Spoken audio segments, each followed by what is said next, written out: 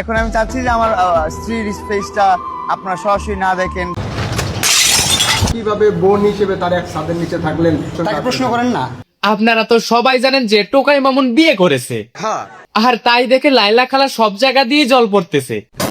আর এখন আপনারা আমাকে বলবেন যে ভাই বিয়ে করে বাচ্চা ডেলিভারির সময় হয়ে গেল আর এতদিনে আপনি আসছেন রোস্ট করতে। বলেন কি?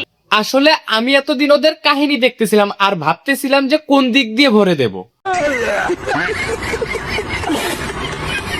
তো বন্ধুরা ভাবতে ভাবতে আজকে ভরেই দিলাম, খতম, তাও আবার জায়গা মতো। তো যাই হোক, আগলা বকবক বাদ দিয়ে চলুন ভিডিওটি শুরু করি।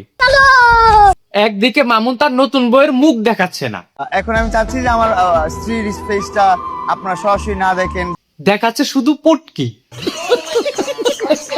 আর অন্যদিকে লাইলা খালা সন্তান হারানোর বেদনায় পাগল হয়ে গেছে। তাদের মা ছেলের যতগুলো স্মৃতি রয়েছে কোনোটা হাত দিয়ে ছিঁড়ছে, আবার কোনোটা কাঁচি দিয়ে কাটছে।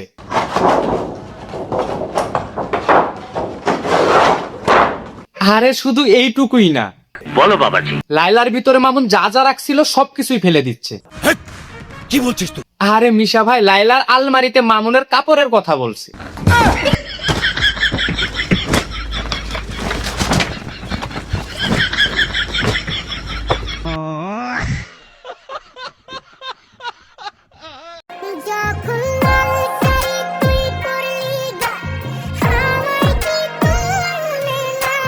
আরে সোনা, কচি পোলাডারে হারাইলো।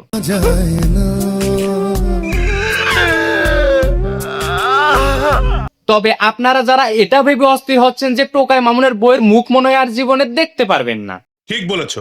একটু ধৈর্য ধরুন ভাই। টিকটকে না দেখলেও টেলিগ্রামে অবশ্যই দেখতে পারবেন, তাও আবার লিংকের মাধ্যমে।